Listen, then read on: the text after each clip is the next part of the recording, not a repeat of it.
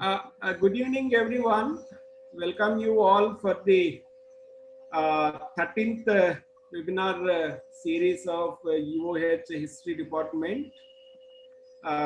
Today we have very distinguished scholar Prashant Kidambi from University of Leicester. Uh, uh, so he's going to give a book talk on his recent book, Cricket Country, the Untold History of the First All India Team, which is published in 2019 by Penguin India. The same book was published by OEP with a different title called Cricket Country, an Indian Odyssey in the Age of Empire. So I'm sure since Premium League is going on, I think it's a very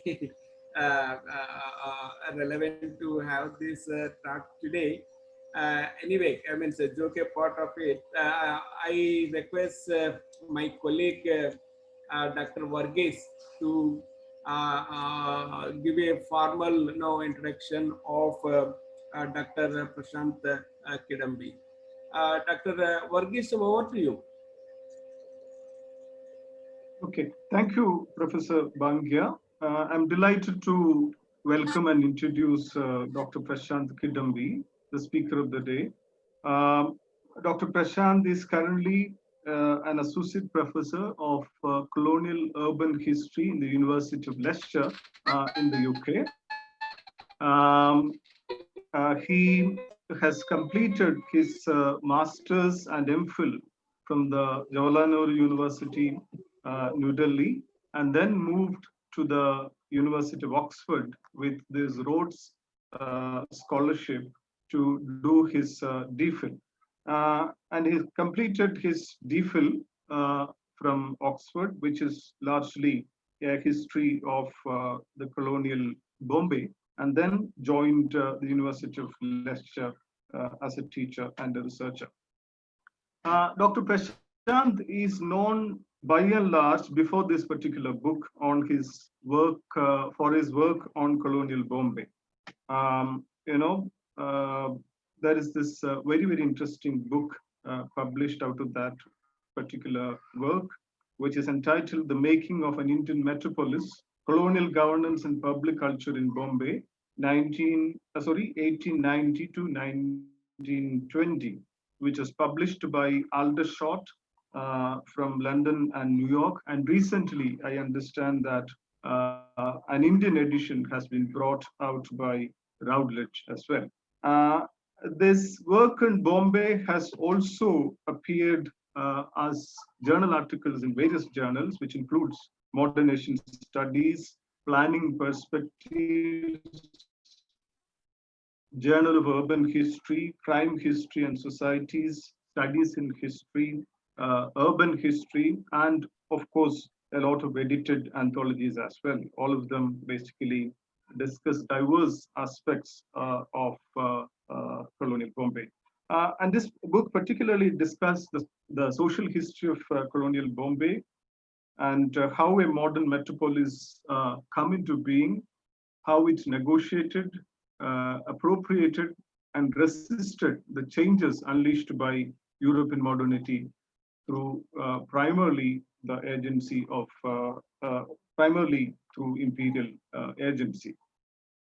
And this work on cricket country, and Indian Odyssey in the Age of Empire, as it is titled in the UK edition. As Bangia has indicated, it is slightly differently titled in the Indian edition, which is Cricket Country, the Untold History of the First All India Team, brought by Penguin Random House India, is a fascinating story about the first All India cricket team, which came into being after a lot of aborted attempts in 1911, and a team which traveled to the Imperial Britain in the same year under the captaincy of the young Bhupinder Singh, who happened to be the Maharaja of Patiala. This work has, captured the attention of, the academia at large. Uh, the reviews basically shows that, and also this book has been shortlisted for the Wolson History Prize 2020. It is also shortlisted for the MCC and Cricket Society Book of the Year. Uh, it won the Western India Book of the Year, and also it was adjudged as the Book of the Year by the Oxford University Press. So we are very, very happy that Prashant has accepted our invitation and agreed to talk on this particular book and this fascinating story of played out in the cricket pitch in the high noon of the empire. Over to you, Dr. Okay, thank you so much, Balkis, and the other colleagues in the history department at the University of Hyderabad. It's a particular pleasure for me to be taking part in this seminar. I am, of course, partly a Hyderabadi myself, having done my undergraduate degree at the Nizam College. And it's one of these odd things that, before the pandemic, when we could all move around and travel everywhere, uh, I didn't have an opportunity to come and present my work at the University of Hyderabad. And now, when we are confined and the borders and the distances seem to loom large, I have this opportunity to speak directly to you, even if it is only online. So, really delighted to be able to give this talk. What I want to do is to just start with a cliche, which is this very famous quote by Ashish Nandi that has become a commonplace now. Every book or sort of treatise on Indian cricket, or even popular articles in the press, tend to invoke it. And the quote I have in mind is uh, Ashish Nandi's point that cricket is an Indian game accidentally discovered by the English. I think when Nandi first wrote this 3 decades or more ago, he probably wrote it in a tongue in cheek manner. But since then, it has, of course, become a truism. And we all know now that cricket and nationalism have become completely fused in the Indian context. Although cricket is not our national game, cricket is treated as the organic expression of the nation. The Indian cricket team, in particular, is the focus of a great deal of affective and symbolic meanings. And it's really in relation to that that I want to place this particular book, because in essence, Cricket Country is really a story of the tangled relationship between sport, nationalism, and empire. Um, on the face of it, Cricket Country tells the story of the first uh, Indian cricket team, the All India cricket team, which toured Great Britain and Ireland in the summer of 1911. But the book tries to go beyond that particular event, or rather, let me rephrase it this way: the book uses that event to unpack a whole series of other layers that were very important in the constitution, not only of cricket itself as a sport in the Indian context, but also about the relationship between colonizers and colonized, the internal relationship between different sections of the colonized society, and takes in themes that are sort of crucial to the making of the colonial experience in the Indian context. Themes to do with race, themes to do with gender, themes to do with caste, class, religion, money, and power. So, what I want to do in the time that you've allotted me today is to give you a sense of how this book is organized, to give you a sense of its internal structure and the key themes that hold it together. And by way of a preface to that particular task, let me just say that there are three broad orientations that guide the work.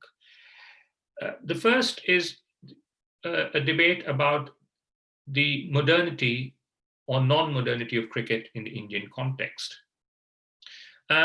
Famously, Ashish Nandi, in the book from which I quoted, The Tao of Cricket, made an argument about how cricket took root in the Indian context, largely because as a rural English game, which was transplanted to the colonial context, it resonated with the rhythms of an agrarian civilization that found in cricket many congenial aspects, especially its emphasis on what one might call social distancing, hierarchy, ideas of luck and chance and the self.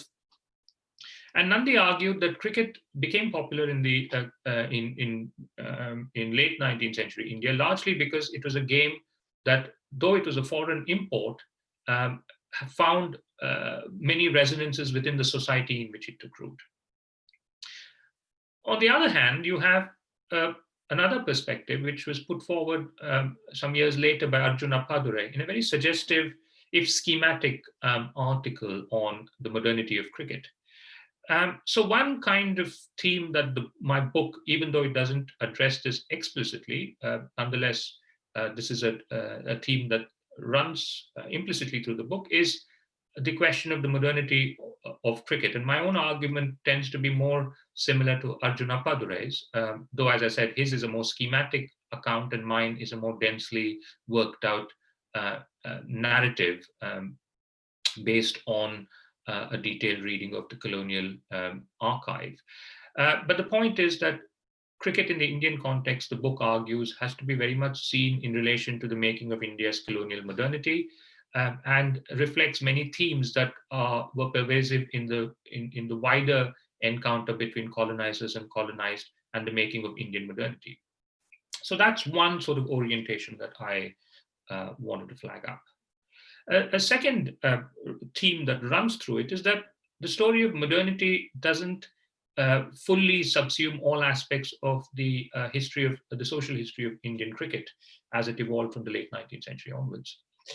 And what the book does is put forward an argument about how we may account for the popularity of Indian cricket by looking at it as a product of the interplay of two parallel but constantly interacting processes. One is a process from above, which one might call, an elite story, which looks at how cricket was taken up by particular sections of the Indian elite, often with their own interests, for different purposes, but which was essentially a way of signaling to the colonizing elite that the game could serve as a language that was mutually comprehensible. Even though the British were very sort of ambivalent about Indians taking to the game, the elite Indians who patronized it saw it as a currency of power, in which language in which they could speak to power, as it were. And that story of cricket's evolution is, as I said, a story that can be told from above by looking at the structures of patronage and looking at the ways in which different elites take up cricket for their own ends. There's a second process that I also trace in this book, which I regard as equally important and which I think has tended to be written out of social histories of Indian cricket. And that is a demotic take-up of the game from below. I hesitate to use the word subaltern, but certainly a popular take-up of cricket, whose purposes and aims were distinctive in that they subsume a range of aspirations. There is the kinesthetic appeal of cricket, the way in which the sport is played and what that sort of connotes in terms of bodily pleasures and so on. There is also the role of cricket in forging cultures of sociability, clubs and college teams and school teams and so on. and its institutionalization at a grassroots level, importantly, without a significant state intervention. So, cricket then, in the second process that I'm outlining, is really a game that becomes popular because ordinary Indians, for various reasons, mostly residing in urban centers, take up the game in a big way. And this is where cricket is different in its Indian history from its English history, in that whereas the origins of English cricket were undoubtedly rural, um, the origins of cricket and its subsequent evolution and consolidation were very much an urban phenomenon for the most part. So that's a second orientation that runs through the book. And the third key sort of framing for the book is the attempt to tell the story of the making of the game in one national setting within a global framing, within a transnational framing. And I see cricket's evolution in India as happening in dialogue, in conjunction with similar processes that were happening elsewhere, South Africa, the Caribbean. And it is very much a project, certainly as it is conceived by elites, which happens in tandem with the game's evolution in other parts of the empire. In that sense, cricket was really the imperial game. So these are the three sorts of orientations that guide, that run through the book, even if, as I said, they are not flagged up explicitly. I should also point out that Cricket Country, on the face of it, as I said, is told as a story. But as anybody who's tried to write narrative history knows, telling a story is actually quite, there is nothing self-evidently given about the story. It has to be constructed and choices have to be made. And before I proceed to the themes of the book, I just want to give you a sense of how this book, the narrative in this particular book, is structured.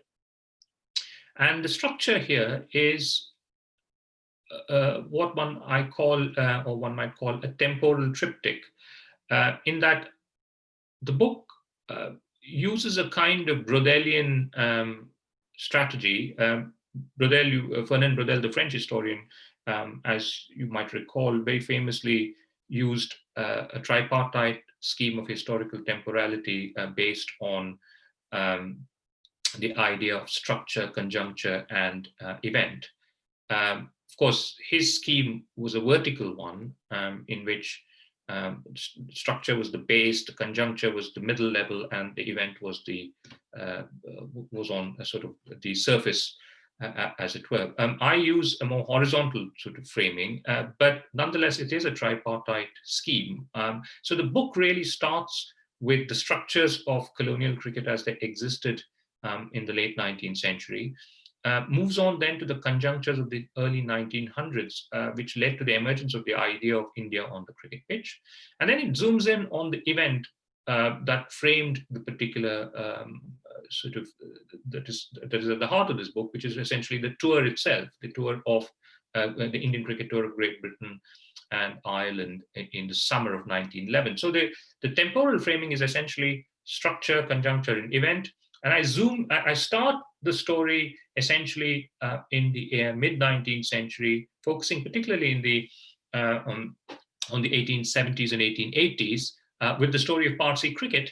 And then I move, the book then moves to the early 1900s and how the attempts to put together an Indian cricket team emerged.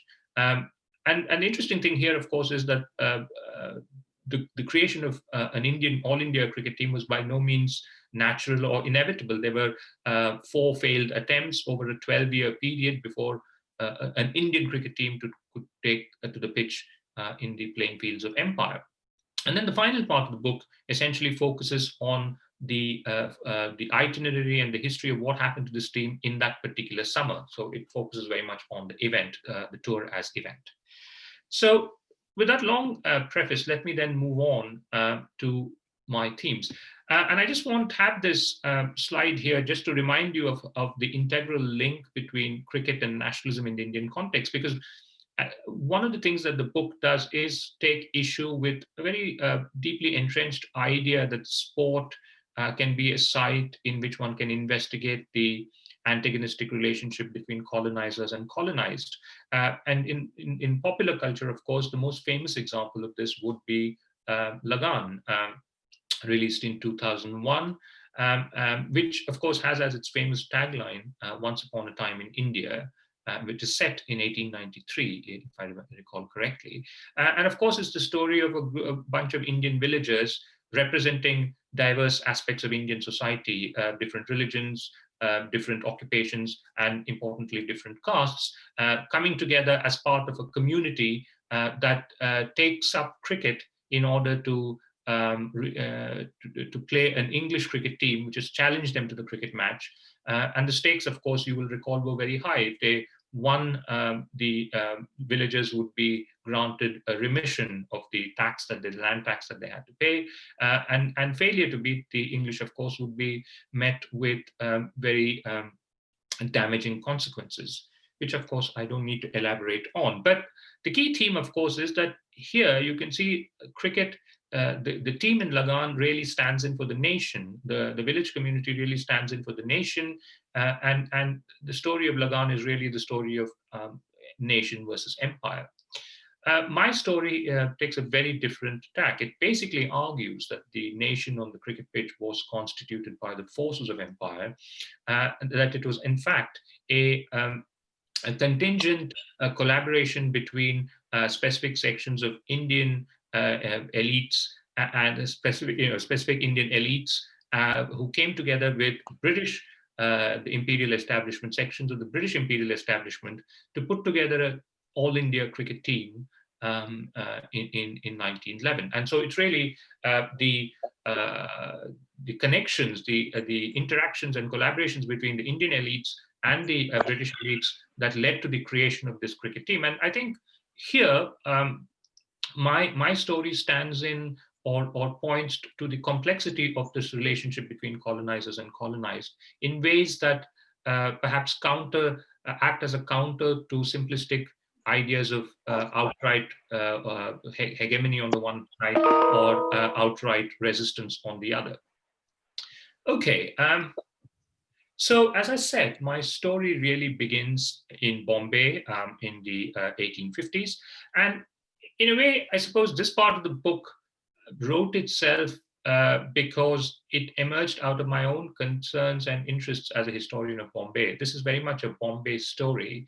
And I begin with the story not of Indian cricket in general, but very much with the story of Parsi cricket, because for very long, Parsi cricket was Indian cricket, certainly in the period between the 1850s and the 1880s. And this is a story in which we see how the Parsis, who of course have made their fortunes in Bombay from the early 19th century onwards, often partnering the British in the trade in raw cotton and opium with China. Many of them went on, of course, to become major merchant princes and key wielders of power in the city of Bombay. The Parsis were, of course, highly anglicized. They take to the game as an investment in Britishness. They see themselves very much as a British community. And alongside many other values that they internalized, cricket was part of that cultural infrastructure, if you will. And what the Parsis do is take up cricket in, especially Parsi middle class youths, take up cricket in large numbers from the 1860s onwards. Now, of course, the origins of Parsi cricket there's a lot of debate, the modern origins, though, of course, many Parsis believe that their community, in fact, had discovered cricket in very ancient times, and that, in fact, that they were, in taking up cricket, they were rediscovering a sport that they had perhaps pioneered. There were references, of course, to the Shahnama and so on, which was said to have references to a game of bat and ball, which Parsi writers in the late 19th century were convinced was an indication that the Parsis had in fact invented cricket long before the English had. So the Parsis were basically saying what Ashish Nandi was to say 150 years later. Um, Now, the Parsi take-up of cricket is very interesting because, on the one hand, uh, they uh, they take to the game because, as I said, it reflects. It's seen as a symbol of Britishness. It's also seen as a masculine sport, a civilized sport, a rational sport, which is codified and so on. But interestingly, the Parsi take-up of cricket did not go down that well with the Europeans in Bombay itself. And in the book, I show how the Europeans in Bombay reacted with great irritation and increasingly anger at the way in which the Parsis had taken up cricket and had begun to challenge them on the cricket pitch. There were very rude descriptions about these Parsi pioneers in the British press in Bombay. And what is very interesting about this is that conventionally we tend to see the Parsis as being close collaborators of the British. As I said, many of them had made their fortunes in the China trade, working in tandem with the British. But on the sports pitch, this did not necessarily translate into bonhomie. On the contrary, the early encounters between the Europeans and the Parsis were fraught with tensions.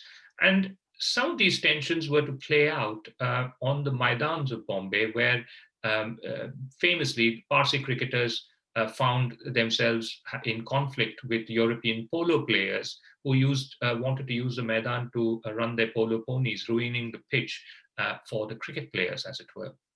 And it became, of course, a cause célèbre in the late 19th century, involving a lot of petition making and so on. But simultaneously, while the cricket pitch generated conflict, it was also a sphere in which the Parsis constantly sought to reassure the British that they were not intending to challenge British power. In fact, their take-up of cricket should be seen as an investment in Britishness, something to be welcomed, that they shared British values. And it is in this context that we have to see the Parsi attempts to gain recognition for their cricket by organizing tours to Britain in the late 19th century. The first attempt was made in 1877, and that failed.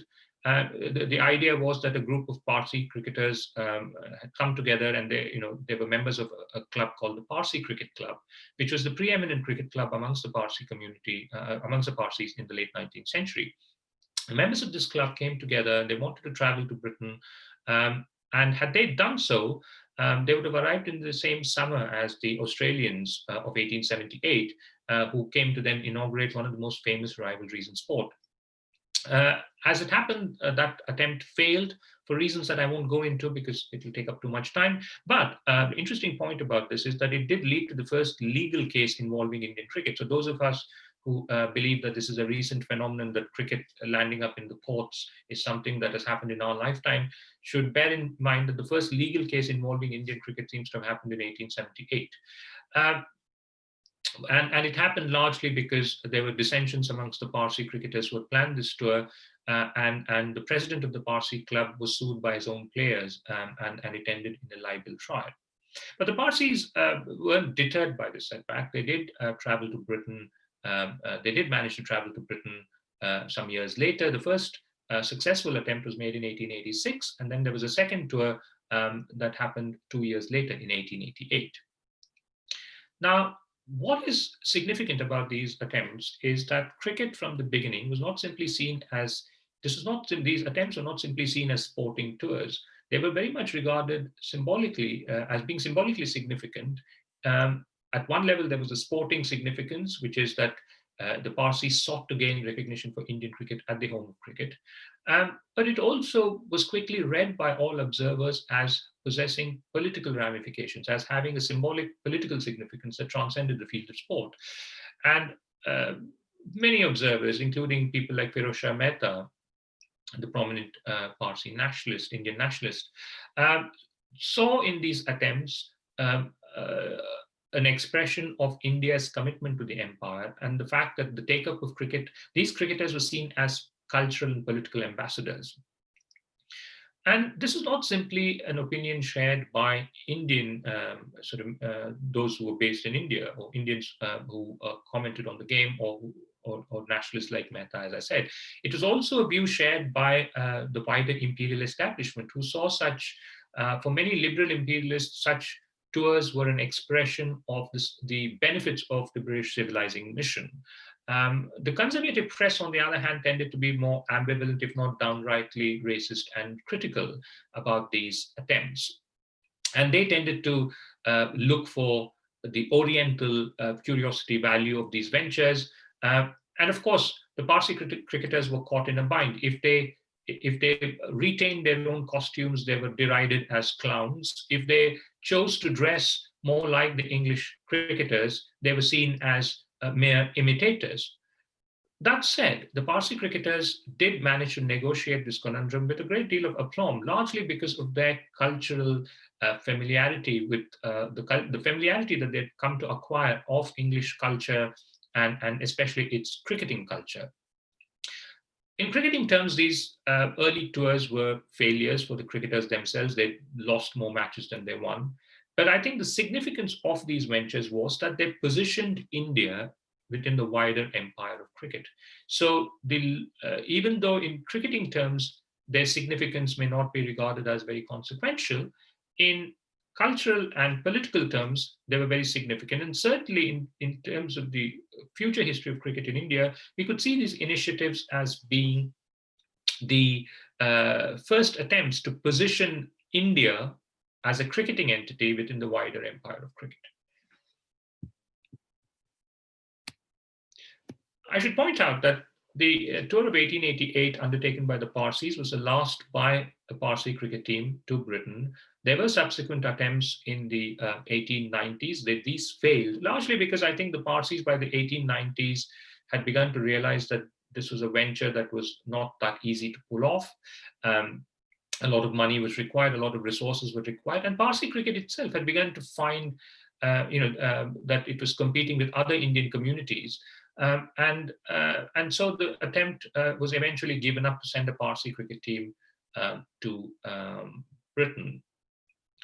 But these initiatives by the Parsi cricket teams did stoke the interest of British cricket promoters, especially amateur cricket promoters, in a cricketing tour of India, in an English cricketing tour of India.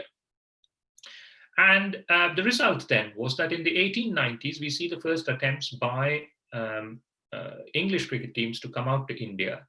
And as I show in this book, this is actually a transnational imperial story, because the early 1890s was when the empire of cricket widened considerably. Earlier tours had tended to be to Australia or North America, interestingly enough. Canada and the eastern seaboard of the United States were key points of reference in this regard. But by the early 1890s, the empire of cricket, as I said, widens to include, alongside Australia and the eastern seaboard of the United States, it comes to include South Africa, the Caribbean, and India. I won't go into the story of what happens with the Caribbean and South Africa, but the Indian case is interesting because it has not hitherto been recognized that India is positioned within the empire of cricket at the same time as these other cricketing entities. And so in 1889, 1890, you have the first English cricket tour of India led by it is an amateur team led by George Vernon. 2 years later, you have a team led by aristocrat Lord Hawke, who played his cricket for Yorkshire. And then following that, there might have been more tours, but and certainly the amateur cricketers were very interested. But the circumstances in India in the 1890s were not very congenial. You had the plague that broke out in 1896, and which gradually spread across the subcontinent. Prior to that, you also had famines, which was, and political unrest. So the 1890s were not really a happy decade. And after 1892-93, there wasn't a amateur cricket tour of India by an English cricket team until 1902. Now, these cricketing visits of India by English cricket teams are very interesting because they make for the popularization of the game in India. This doesn't happen because these teams play many Indian cricket teams. On the contrary, they limited themselves to playing only cricket matches with the Parsis. In the first two tours, it's largely the Parsis. By 1902, they were also playing other Indian communities. Um, the reason why these cricket tours become politically significant and symbolically important has to do with the fact that because colonial civil society was so racially segregated and divided that the chances for interaction were fairly circumscribed. And so the cricket field paradoxically became one of the few places in which Englishmen and Indians could play against each other or on a equal footing, even though, of course, we know that these are all shot through with power imbalances and power relations and so on. But theoretically, of course, the cricket field within imperial ideology itself held out the prospect that you could have parity between colonizers and colonized, however temporarily and in however circumscribed a manner, but that you could theoretically have such parity because sport, of course, did not recognize any differences other than those of merit. And of course, that was the rhetoric. The reality was very different. These imperial cricket teams which came out, when they did play the Parsis, the matches attracted huge political interest and acquired huge political significance, largely because the stakes became so high. Losing to an Indian cricket team would call into question many of the most treasured shibboleths of empire, especially those to do with the physical inferiority of Indians and so on. So what's very interesting, of course, is how these cricket matches, limited though they were in number, acquire a political significance that far transcends what goes on the field of play. As it happens, the European cricket teams which came over lost to the Parsis on each of the occasions that they played. This is the Parsis of Bombay. And these matches, of course, those defeats, of course, galvanized cricket's, the passion for cricket amongst local supporters in Bombay and elsewhere, because this was hugely significant in symbolic terms. Fancy a Parsi cricket team beating a visiting English cricket team. And of course, it was a prospect that was regarded with both dread and distaste by those who watched these matches. There's a very famous instance of the first cricket match between the Parsis and Vernon's team in Bombay. One of the English observers, who was watching the match, later wrote that a English businessman in Bombay turned to him after the match was defeated, after the Englishmen were defeated, and when the Indian crowds were going mad, he told this writer that, I could have paid any amount of money to prevent such an event from happening, because we don't, we hold India by the sword, and anything that depreciates or diminishes our power and our prestige is, even if it's as trivial a game as cricket, does mean something. And so what you get then is the actual encounters between Europeans and Indians undercutting the formal ideology of the sport, which held that on the cricket field, everyone was equal. And the defeats of the Europeans by Indian cricket teams meant that it added to the charisma, the mystique, the popularity of this game, which clearly meant a lot to the colonizer, and which had increasingly come to mean a great deal for the colonized. So I'm still sticking with my first theme here, which is really I'm outlining the kind of structures of Indian cricket that within which you have to situate the event of 1911. And with the growing popularity of cricket, we can see the emergence of what one might see as an elite consolidation around cricket. And this is the idea that various kinds of elite groups now begin to become involved in cricket because they see its symbolic significance for the colonizer. But it also becomes a means of collective self-expressions for some. For the Parsis, for example, as I said, cricket was very much bound up with their own investment in empire and notions of Britishness. It was a way of showing how, or arguing that cricket was a way of uniting rulers and ruled, that Britishness should not simply be seen as a racial identity, it should be seen as a cultural acquisition in which all segments of the empire could participate. And certainly the Parsis were very keen to make that claim because of the high degree of Anglicization that had happened within the community. And so the Parsis make this case that playing cricket is, as I said, a symbol of their Britishness, and we see this in the structures of Parsi patronage that act as the scaffolding for the institutionalization of the game from the late 19th century onwards. But alongside, and of course, the Parsis many of the Parsi patrons were businessmen, the famous families of the Tatars and the Wadias and others who were taken to the game. So that's one tradition. And of course, what this shows is the relationship between capital and cricket in the premier capitalistic metropolis in India. But elsewhere too, in Western India, we see this link between capital and cricket. Businessmen are largely bankrolling cricketing ventures. They're founding clubs. They're acting as patrons of cricket associations and so on. And what happens in Western India is replicated elsewhere too. You can see this in South India, for example, where again, one sees the role of businessmen in the patronage of cricket. In Eastern India, the links between capital and cricket were far less sort of strong, though of course they were not entirely negligible. But there, of course, there were other sports that dominated. And of course, Indian capital was relatively weaker in Eastern India than it was in Western India. So on the one hand, then you see this emergence of patronage, cricketing patronage, largely driven by the investments of Indian businessmen, often acting in tandem with European counterparts in places like Karachi and so on, and of course Bombay. But you also then have a second tradition that I sort of chart in the book, which is a tradition that has roots in a pre-capitalist tradition. And what I refer to here, of course, is the role of the princely states. The Indian princes begin to take up to cricket in a big way in the late 19th century. And they do so largely because they see that this is a game that is highly valued by the colonizer.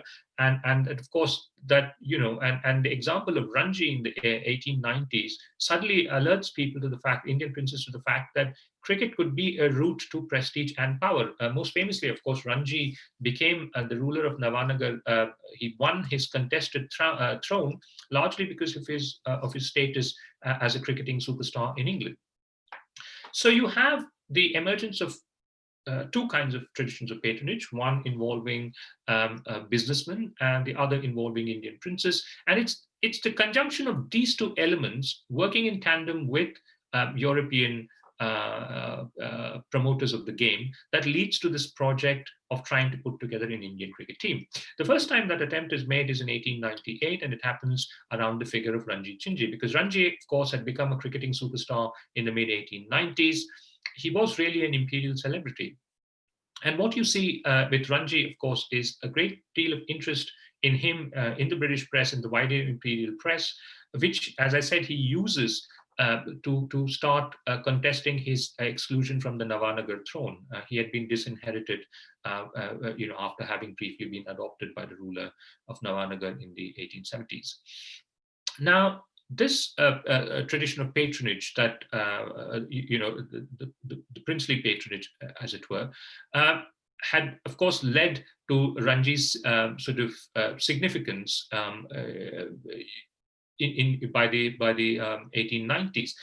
And of course, what happens here is that Ranji's cricketing superstardom, working in conjunction with his status as a role model for other Indian princes, and at the same time, the emergence of this business interest in cricket means that Ranji becomes the fulcrum, as it were, of the first attempt to put together an All India cricket team. That attempt fails. This happens in 1898, 1899, and it fails largely because Ranji himself doesn't want to play for India. Ranji has made his career in England. He sees himself very much as an English cricketer. He plays for England, the English national team, and there have been question marks raised in Britain about his status as an English cricketer. So Ranji was very wary about a project that might require him to which might call into question his status as an English cricketer. And And so without Ranchi, of course, that first attempt fails. So these businessmen and princes can come together and they can try and put together a team, but it doesn't work because Ranji is really the key figure who's needed for such a team, for such a project to be feasible.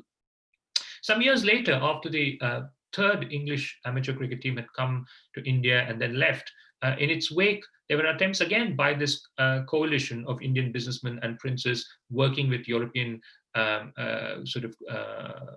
promoters of the game in India to try and put together an Indian cricket team. And the logic in the second attempt was somewhat different, because by this time, European cricket in India had declined quite significantly.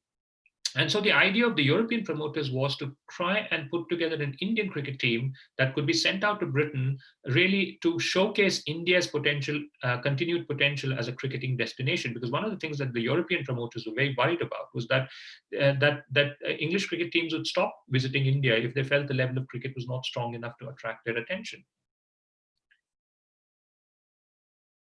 That attempt fails, and I won't go into the reasons for that, the detailed reasons for that. Suffice to say here that it falls because of mutual disagreements between the Parsis, Hindus, and Muslims. The Hindus and Muslims, of course, had come on with their own cricket by this time, but there were serious dissensions about the composition of the team, and that project fails too. You have subsequent attempts. You have an attempt made in 1906, again trying to get Ranji involved, and again the attempt fails. But the point that I'm making here is that the idea of India on the cricket pitch is being fashioned by this coalition of interests, Parsi cricketing promoters, businessmen, Indian princes, working with European journalists, coaches,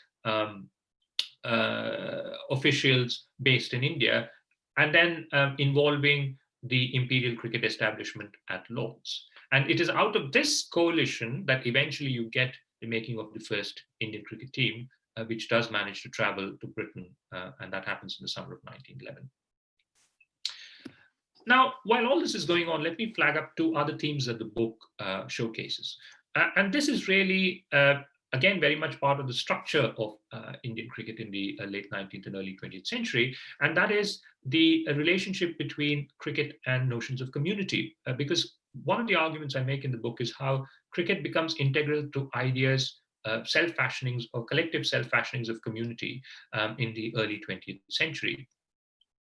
The roots of this, of course, go back to the colonial period, the late 19th century, the colonial sociology, which deemed India essentially to be a land of a collection of village, land of communities of different kind. They could be village communities, religious communities, caste-based communities, and so on. But essentially, the idea was that India was not a nation; it was just a territory marked by this bewildering array of communities of one kind or the other.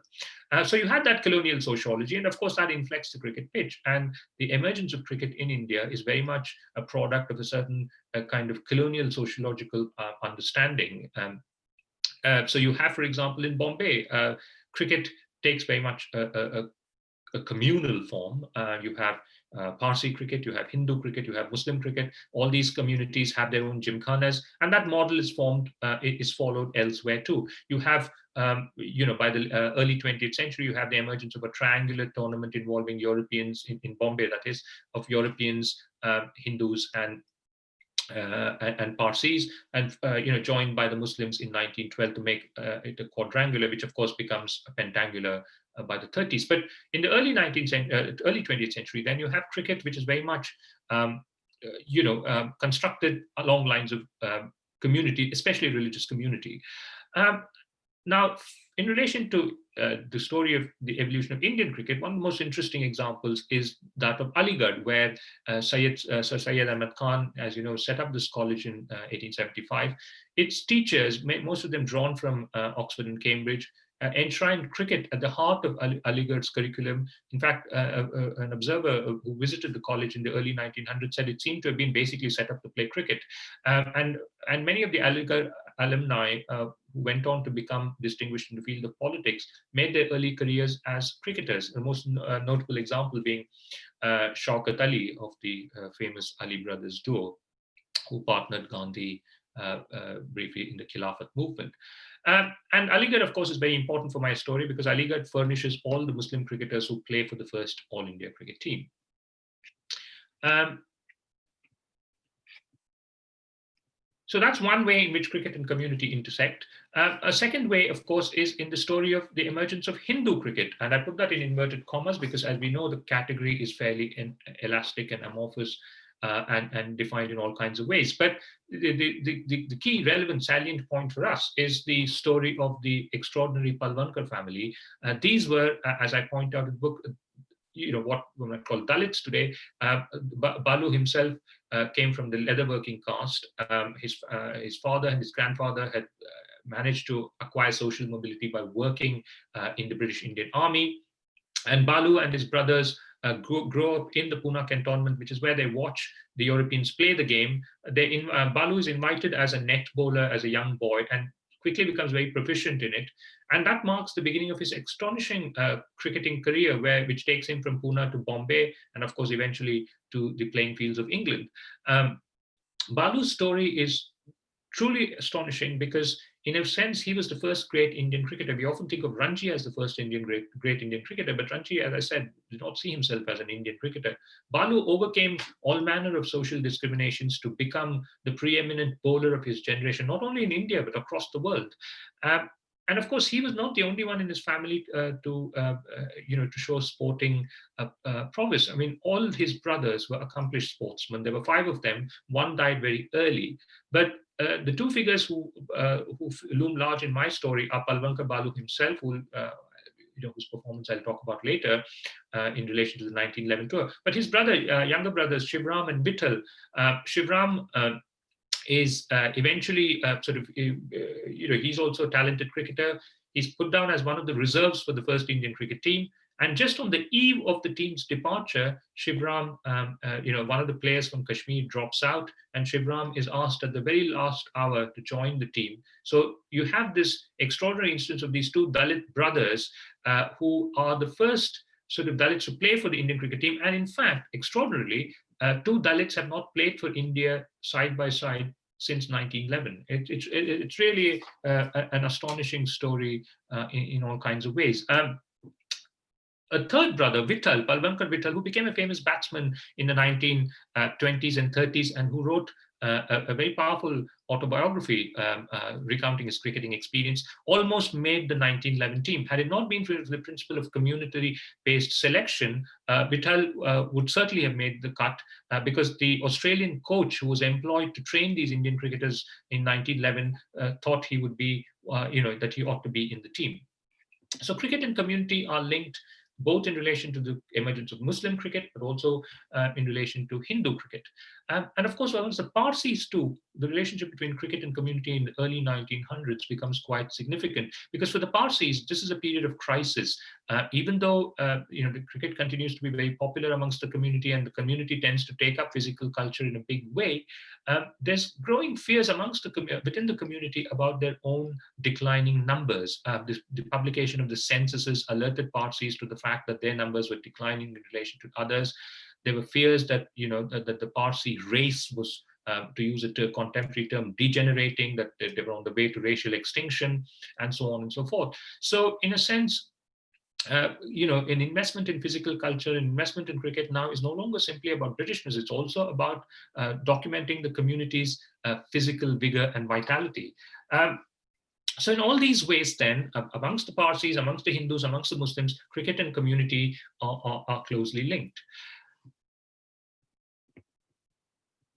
Okay, so what I've been talking about thus far is really part of the structures of Indian cricket and are very integral to the story I tell in the book.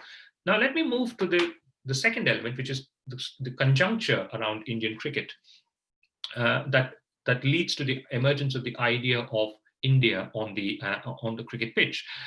And this very much has to do with the politics of the 1900s. As I said, there was a general understanding that sport and politics were linked and that sport could be used to foster good relations between colonizers and colonized. But in the early 1900s, there's a very specifically political slant to this. And it happens very much because of the changing character of Indian nationalism in the 1900s.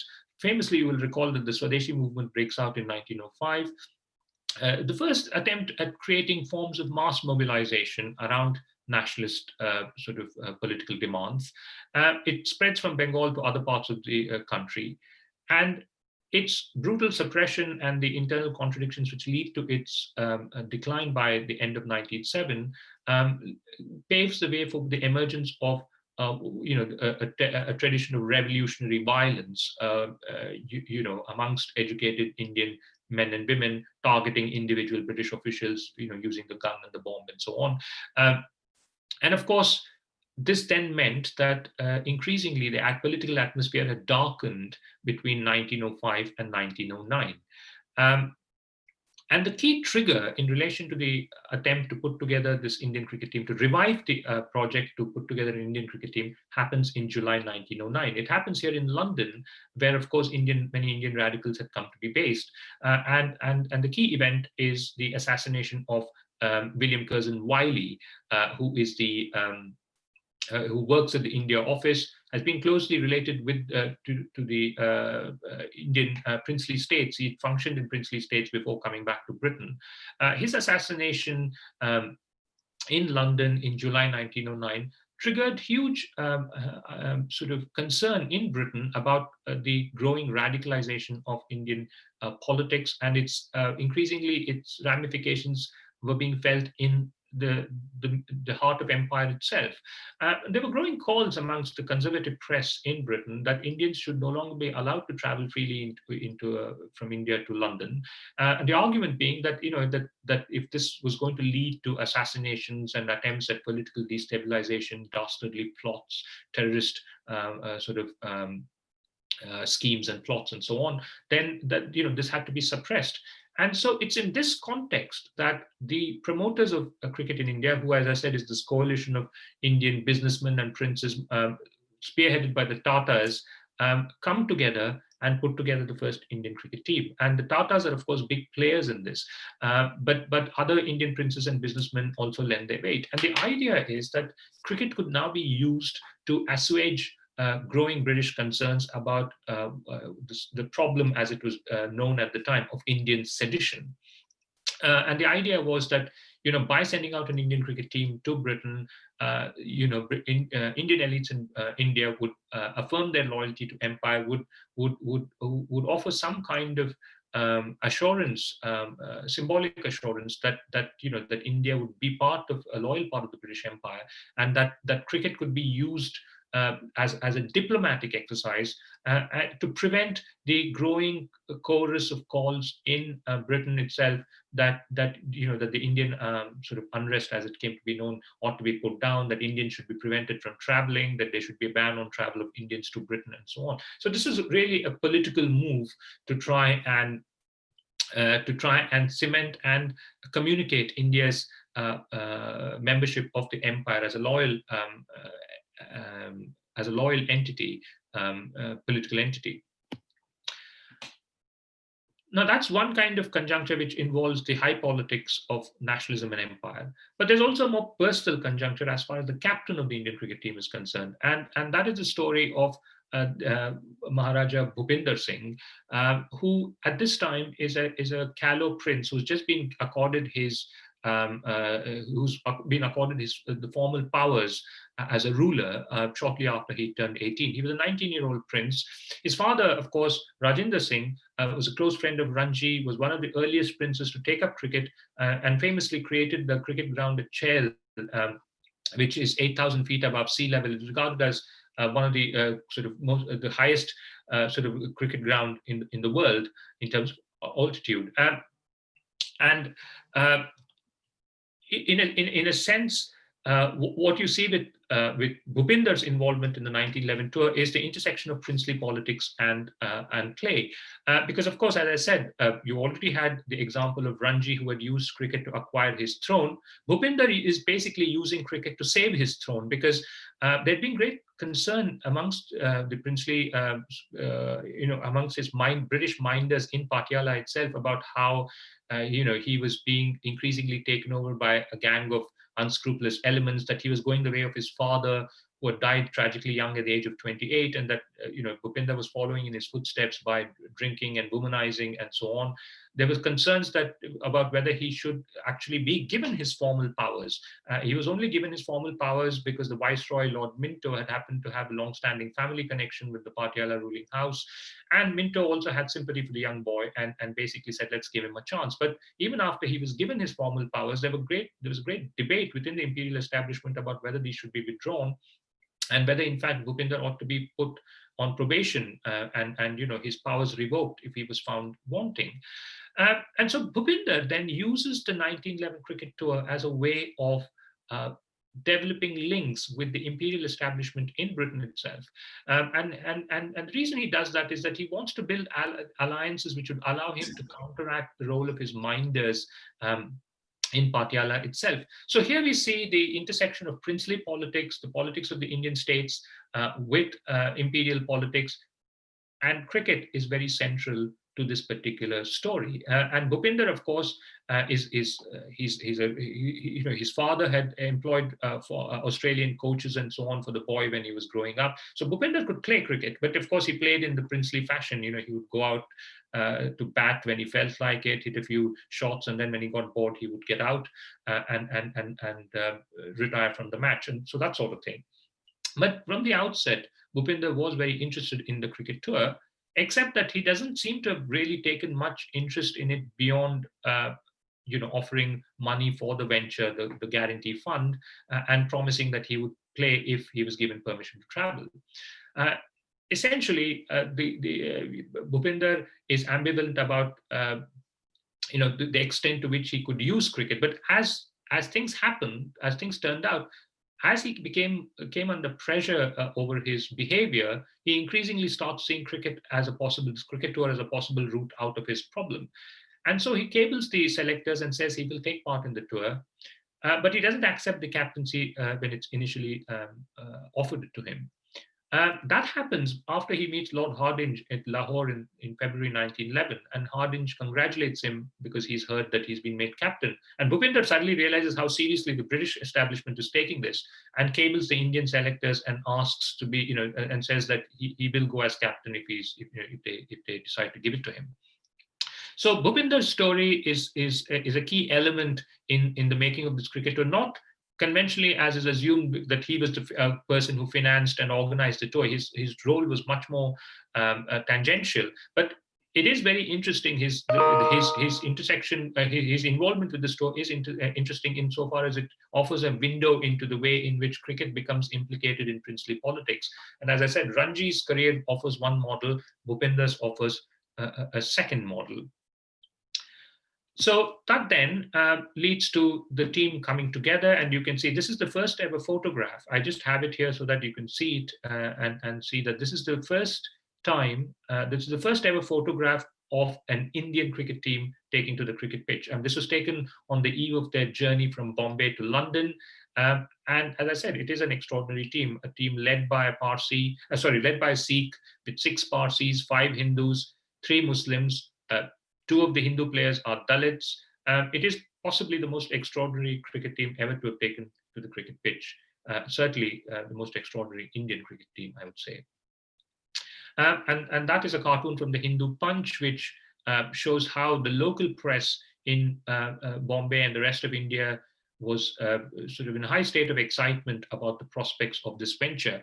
And the only point that I will make here in regard to the departure of the team is one that features the 2 Palwankars, neither of whom was given the formal marks of, greeting that, the garlanding that happens when a team is about to depart. The story goes that when the team had gathered at Ballat Pier for their departure, Balu and Shivram were the only 2 players who were not, garlanded by the crowds who had gathered to bid them farewell. The final part of the book then is about the event itself, which is the tour. And I will very quickly run through this because I know I've taken up already quite a lot of time. What the book does is it focuses on the itinerary of this team. But what I wanted to do was not simply focus on their cricketing accomplishments, which in a sense were really not the main focus of my interest.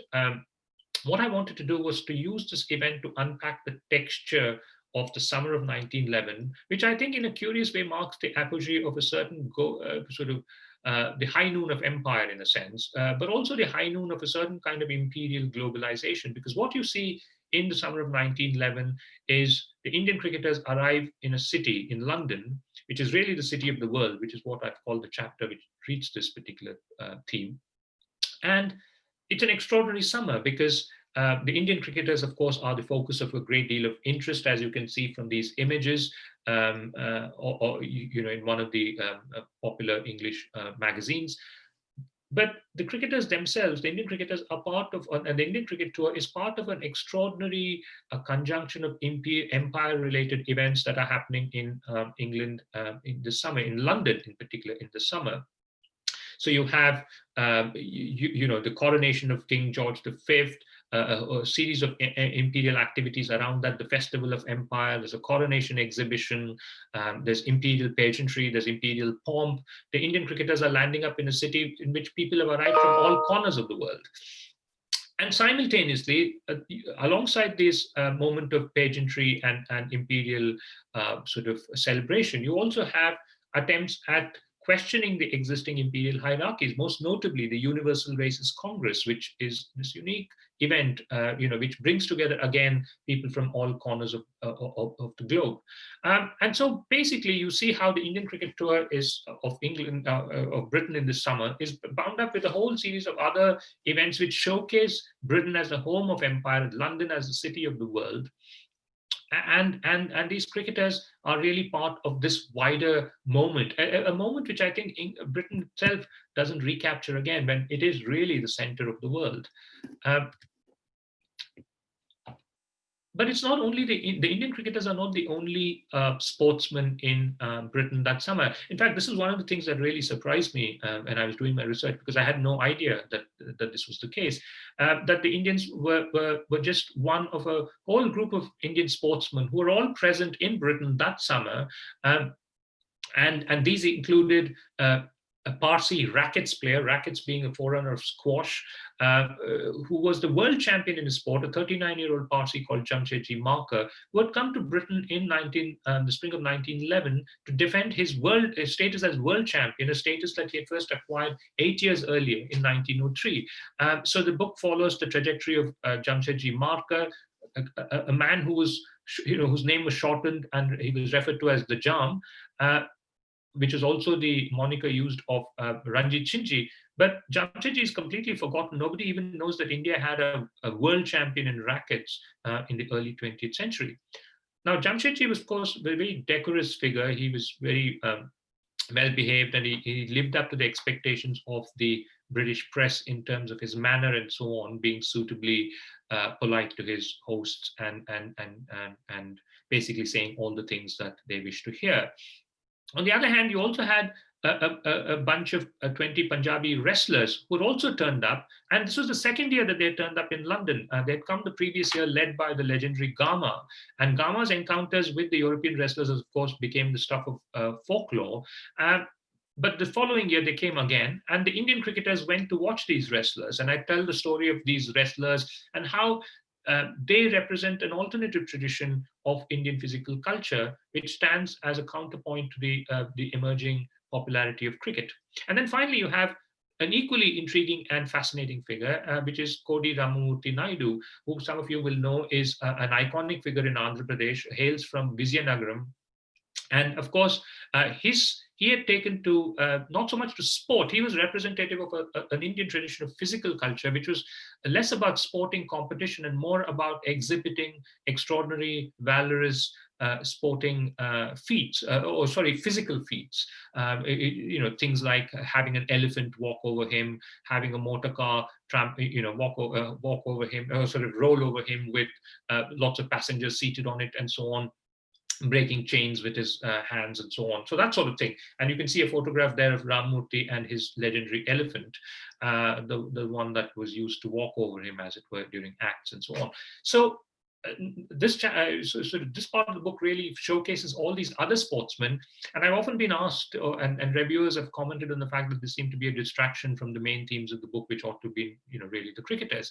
And my point is that actually the reason for having this is to showcase how cricket was not the only sport that was being played in India at this time, and that in fact we tend to see the current contemporary popularity of cricket. We tend to read it back into the past, and we tend to downplay the significance of these alternative um, sports and alternative traditions of physical culture. Because one of the noteworthy things about certainly the wrestlers and certainly Rammurthy Naidu was how they represented alternative conceptions of physical culture and explicitly made arguments for how they saw physical culture not simply in physical terms but in moral and ethical terms.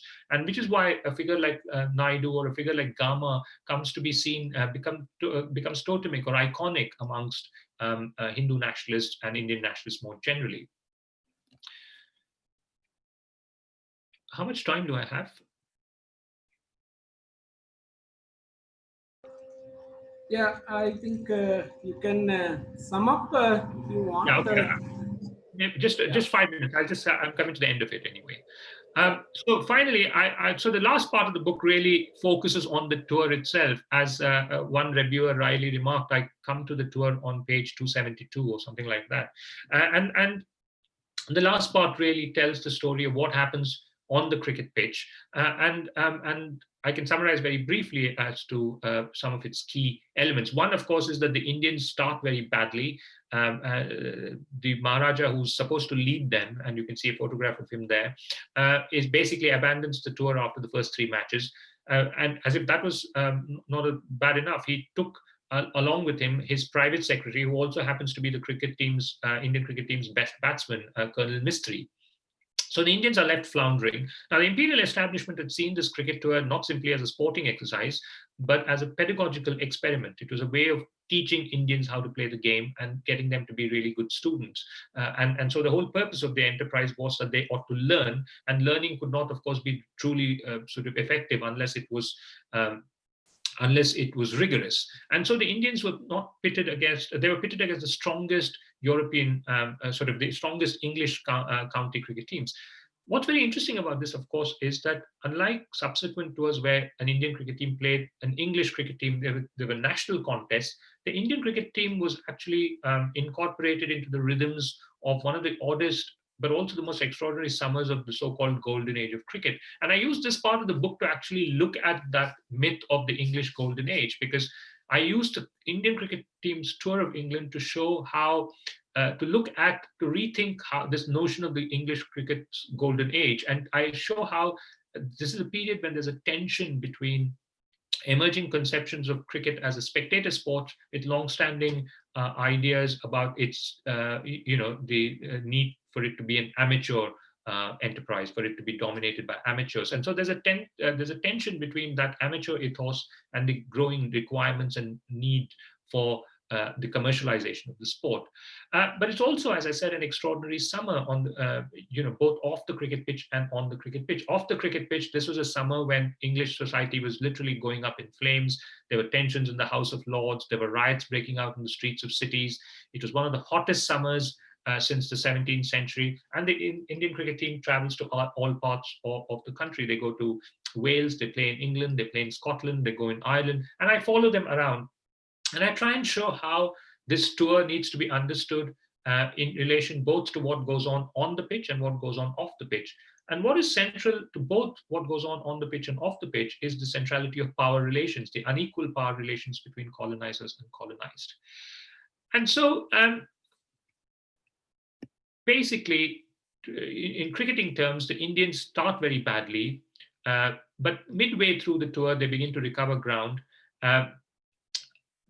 As far as the spectators are concerned, the interest in the Indian cricket team begins to diminish because the matches featuring them with county cricket teams don't have any points, so there are fewer spectators who turn up to watch them. And also the absence of Ranji, because a lot of the interest in Indian cricket really at this point in time was an interest in Ranji. And so the fact that Ranji had not come on this tour, Ranji was not leading the team, meant that the Indian cricket team was constantly dogged by his shadow. Everywhere people kept comparing their performance with the doings of Ranji. But the hero of the tour, as far as the book is concerned, is Palwan Karbalu, because he ends up with the highest number of wickets for the Indians. he performs relentlessly match after match to the point where he injures his shoulder. He's truly the hero of this story with the determination and discipline with which throughout the tour, he's the one person who always shows up on the cricket pitch. And his remarkable powers were noted by all contemporary cricket observers. In fact, there's a very there's one news report where he and Sidney Barnes, who's the greatest one of the great cricket bowlers of the 20th century, were both playing on opposite sides. And the observer basically compares Balu and Barnes, and Balu comes off really well. So to think that this Dalit cricketer is rubbing shoulders with one of the greatest bowlers of all time and proving his mettle and showing what he can do, it's quite extraordinary. And Balu really is the key reason why the Indians managed to keep their dignity throughout the tour, why they actually managed to win matches. And equally, his brother Shivram also performs very well with the bat. So you have this contrast between the Maharaja who disappears, abdicates his responsibilities, and the Dalit players who basically rescue the Indian cricket team and give its performances some dignity. So, and Balu, of course, both brothers, when they come back, are recognized for their feats. Interestingly enough, when they return to India, one of the sort of events at which they are felicitated features Dr. Babasaheb Ambedkar, who reads out an address in honor of Parvankar Balu. So essentially, then sort of, as I said, I follow the team as they travel across Britain and then as they return. And in doing so, I show how what goes on the field of play and what goes on off the field of play are integrally linked, and what links them is the role of power relations. And finally, I end on what happens afterwards. This Indian cricket team, after it returns, the players who comprised it found themselves playing for their respective communities again. So this project of creating an Indian cricket team turned out at this point to be a temporary event, because very quickly all these players were playing for the Hindus and Muslims and Parsis against each other in the quadrangular tournament. But cricket's status as a national game gets cemented by this project, even though, of course, the project itself, this venture itself, was forgotten. And the reason for that forgetting, I argue, is that this tour acquired its meanings because of the particular political context in which it acquired its symbolic significance. It was an age in which it belonged to a time when there were attempts to reconcile patriotism with belonging within the wider empire. Now, after Jallianwala Bagh, after the emergence of Gandhian mass politics, that kind of reconciliation of nation and patriotism becomes virtually impossible, or very few, those who do it no longer have any political followings, as it were. So in a sense, this event is forgotten because it comes from a moment that itself was superseded by the political events that happened after the end of the First World War. And so I guess one of the points that then emerges from this is how tangled the relationship between cricket, empire, and nation has been. And in that sense, I think this book tries to act as a salutary corrective to the current hyper-nationalism around cricket. I think I'll just stop there.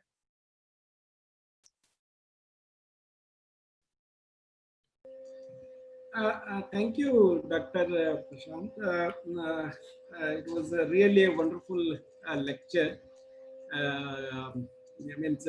You brought out the various dimensions of cricket. Of course, cricket, as you said, is a sport of elite, masculine, and civilized people.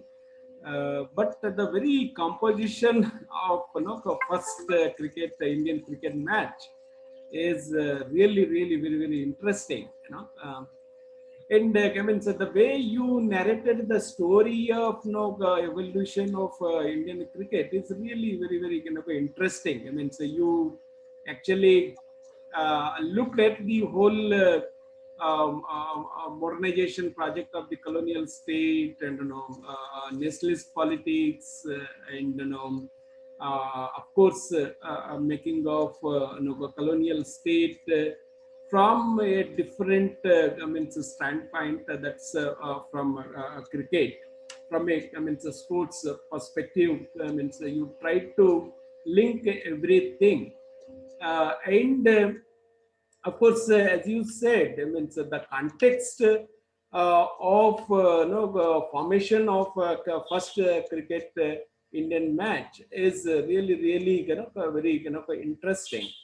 So one thing, I'm not very clear is that okay, uh, the relations. The relation, or in a way, you say. At one point, your larger argument looks like no.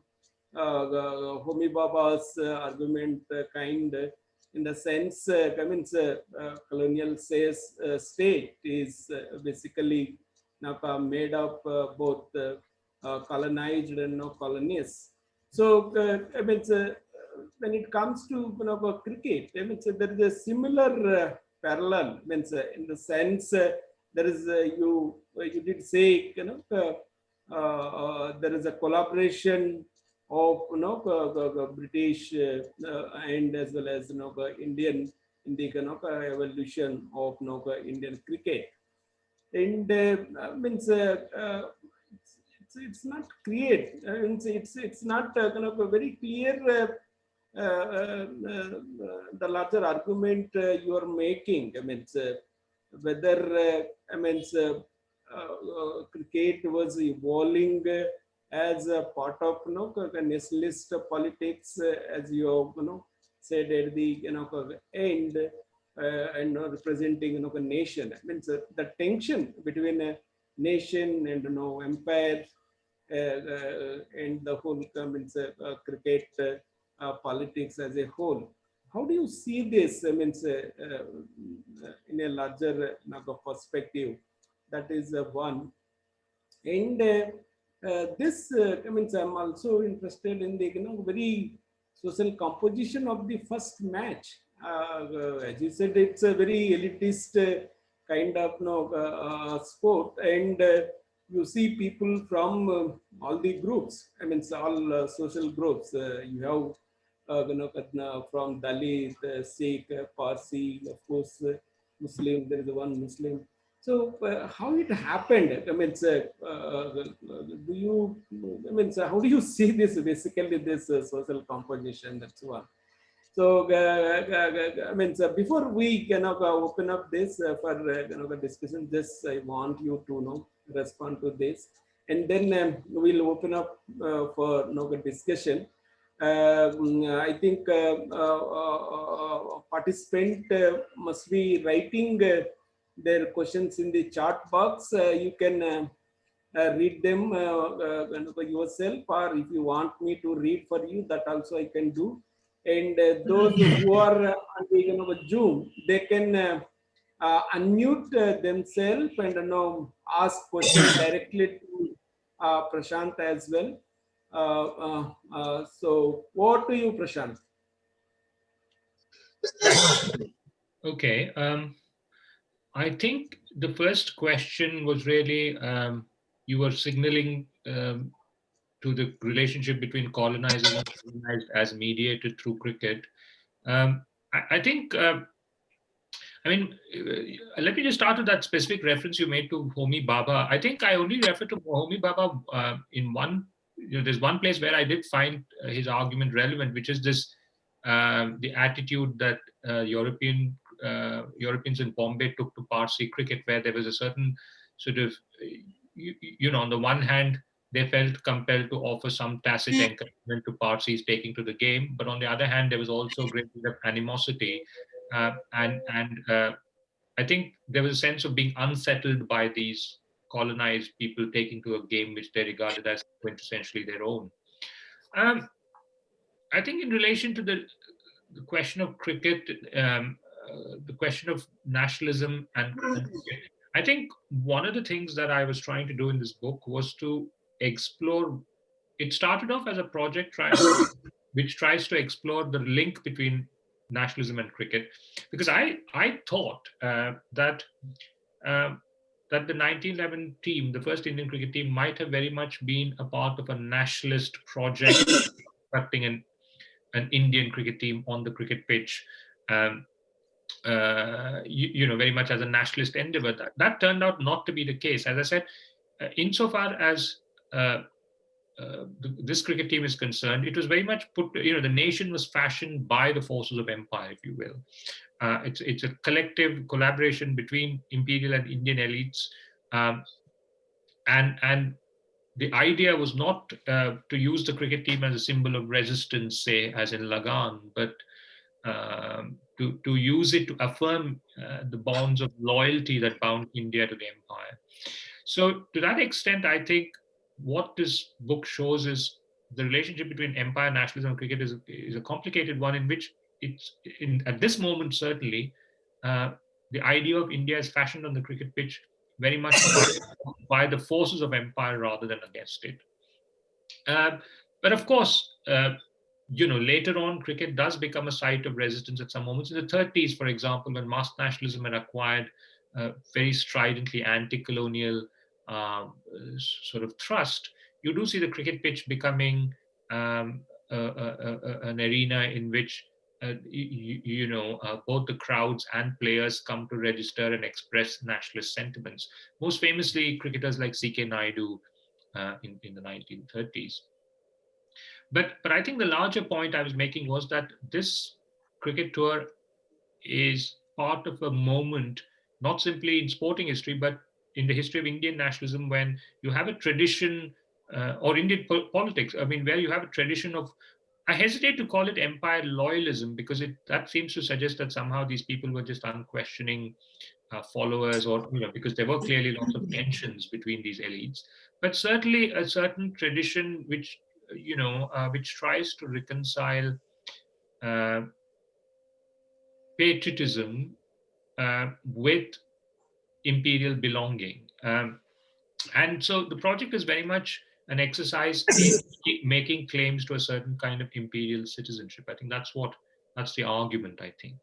And so it's very much a product of its time. And the forgetting of this event itself is bound up with the temporality, the temporal location of the event, that an event that happens before 1914, which has a particular symbolic relevance, and which then loses meanings once that moment has passed. And when you have a new conjuncture in which the politics of empire and nation are mutually opposed, um, and cricket comes to reflect that too. And that is why I think the event itself over the long period of time is forgotten, and even subsequent histories have not been quite sure where to locate it. It is often relegated to the margins as this very chaotic sort of enterprise, and often associated with the figure of Maharaja Bhupinder Singh of Patiala, who, as I've said, was not really the key moving figure behind it in any case.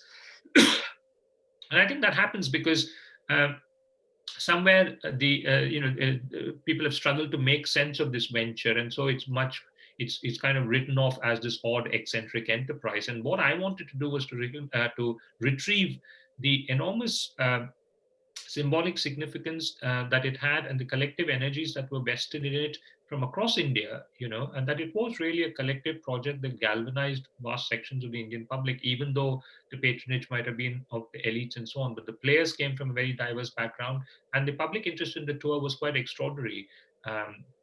Its doings were followed very closely across India. So I think that's what I was trying to do.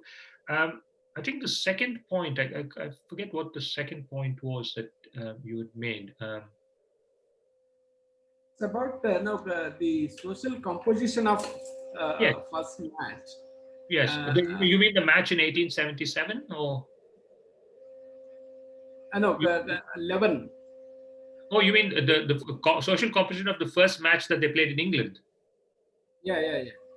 Well, the first match that they played in England, I can't recall the exact, but basically, as I said, I mean, the team was dominated by Parsis and Hindus, though, of course, the Muslim players were also very sort of, though there were three of them, they carried their weight. The interesting thing about the social composition was that there were lots of tensions between the Parsi and the Hindu cricketers. largely to do with the local politics of cricket in Bombay. The years before 1911, there had been a lot of tensions between the Parsis and the Hindus. So um, that that was to, the consequences of that were to be felt during this tour, throughout the tour. Okay, so yeah, I think participant can directly ask questions to Prashant, Dr. Prashant. Uh, Angya, can I ask a question? yeah, please. Yeah. Prashant, thank you so much. This is, your story is fascinating in the sense that you explained us how diametrically opposite the story is from Lagan, right? Mhm. And um, and also how interest comes together, how cricket was a site of declaring loyalty and Yeah. also perhaps retaining, power, etc. So mine is just a curiosity. I wanted to know how the playing credentials, the credentials in the game played a role in the system and putting up with the team, because now you're actually speaking about Balu on the one side and Bhupinder Singh on the other side, right? Bhupinder Singh basically left them midway, and who also was returning to a rousing welcome, Mhm. in India, perhaps. So I was just wondering why this has actually happened. Bangi was actually asking about the social composition and the terms of that incorporation of Dalits, into the thing. I was just wondering when I see that picture, those two players who are sitting on the floor, Mhm. who are they basically, right? So Mhm. my question is how these game credentials, playing credentials played a role, and what prompted this welcome for Bhupinder, because you are basically saying that nationalism and patriotism was perhaps different in the 1910s for many, compared to what it was in 1926. Yeah, I mean, uh, see, one of the things that I point out in the book, in the chapter on the players themselves, is that actually the people who were chosen for this were the best cricketers of their generation, almost all of them. Um, uh, Amongst the Parsis, all the players who were chosen were formidable cricketers, and they'd all made their name on the Bombay Maidan, and they'd all, in fact, some of them had even traveled. Homi Kanga, for example, had traveled to England and he had played for Hampstead CC and so on. Uh, so one should not diminish the role of sheer cricketing abilities. Balu, the Palwankar brothers are a good example of this. Amongst the Muslims cricketers too, the cricketers of Aligarh College were amongst the finest. And these three cricketers who came out were in fact, I would say that at least two of them were, sort of outstanding cricketers. One of them was Shafqat Hussain. He was by now past his best. But the principle of communal representation meant that each community had a certain number that was allotted to it, and so he made the cut. In fact, that particular Shafqat apparently only had one good functioning eye, and none of the cricketers knew this till he was actually on the tour itself. And then when he started dropping a lot of catches, then the captain asked him, what was going on, and he said, "Oh, I have only one eye, so I can't. I find it difficult in this light." And apparently, it came as news to all his teammates. But so they were, in terms of cricketing merit and cricketing abilities, these were the best cricketers of their time. In fact, one English observer who had watched these cricketers and who continued to write about Indian cricket until the 30s, Edward Sewell, he believed that the cricketers before 1914 were far superior to some of the cricketers of the 20s and the 30s. Um, so cricketing merit was significant, and I think all the cricketers, had made a name for themselves. The only problem I think for this cricket team was that most of them were in their 30s.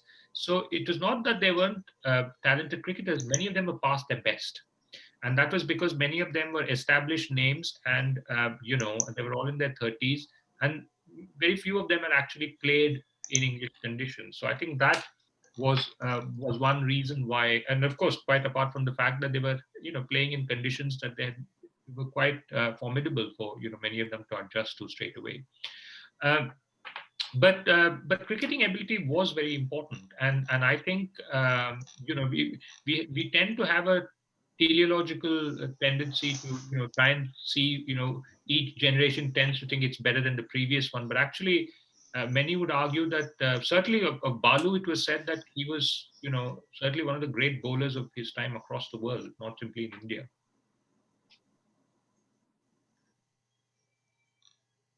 I think, Prashant, there is some few questions in chat box. Can you Yeah, I see? can see. Bangi, it seems that Ishwar has raised his hands. Okay, Yeah, okay. yeah. Yeah, yeah, Ishwar, you can ask the question. Uh, Prashant, this is Ishwar. I just wanted to know what was the response of Gandhi on this game, because he was a proponent, a strength critic of modern civilization, and also he was a critic of this entire what the uh, the British what the culture or whatever. Um, so, was there any response or was there any viewpoints on this game? Um, and second one is, uh, I think this is okay. This is only question. Okay. Mm, Well, Gandhi, I don't think really held forth much on cricket. Of course, he would have known, cricket would have been part of his, he would have been acquainted with it at school. It's interesting, of course, that both he and the greatest sort of other export from Kathiawad in the late 19th century, Ranjit Singh, both traveled to England within years of each other. I think. And I think Gandhi even carried a letter of introduction to Ranji, but I don't think they had ever met. But Gandhi didn't really okay. hold for, of course, when this tour happens, Gandhi is still in South Africa. He's not really involved in any way with this enterprise. But of course, what's very interesting is that Ratan Tata, who was one of the key financial backers of the tour, all the cricket, the selection committee meetings for this team happened in Ratan Tata's Mm, office. And Ratan and Dorab okay. Tata were very, they were the reason why the imperial establishment, cricket establishment at Lords, gave a go ahead immediately because both the Tatas had very strong links. They were, were very well established in the London scene at this time. And Okay. Ratan Tata, on the one hand, he's backing this venture. On the other hand, he was also sending money to Gandhi via Gokhale in 1910, for his struggle in South Africa. So there is this curious connection between Gandhi, the Tatas, and cricket, even though it's unmediated. Now, Gandhi only gets really involved in matters to do with cricket in the 1930s, and that happens in the Mm, context of the Bombay Pentangular. This was a tournament organized on community lines.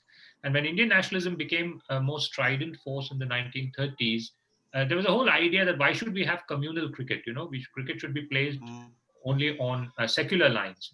Why not have a regional tournament? Why should Hindus and Muslims and Parsis? And so there was a huge controversy which broke out from the 30s, mid 30s onwards about communal cricket, because for the builders of a future independent India, communal cricket was something that was anathema. They said, Indians should not be divided on lines of religion and so on.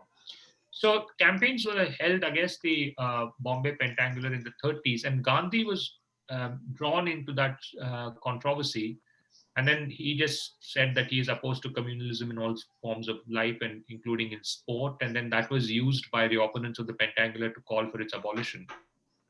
But Gandhi, by and large, kept his distance from the game. I think he didn't really, he didn't take much interest in it. Okay. I think, okay, Anandita, you can unmute yourself first. Yeah, I have a question. This is just an observation from the uh, initial initial point that you made about cricket actually being part of the Parsi, the Persian, Persian public space, where it was practiced as a sport. There have been some discussions in class, and we were looking at the the equation of uniform and a certain erosion of status, right, in which is inherent in the very understanding of uniform, apart from its being part of a factory culture and so on. um, Now, when we look at the Persian, the Persian phase, if you like, do they also have some form of uniform, some form of marking out sides, right? Because after all, these are team games, and team games perhaps should have some kind of color coding in order to demarcate sides, right? So how would you understand the grammar of the Persian variety? Right. I'm not quite sure I understand the question completely, but let me have a stab at it anyway, at an answer.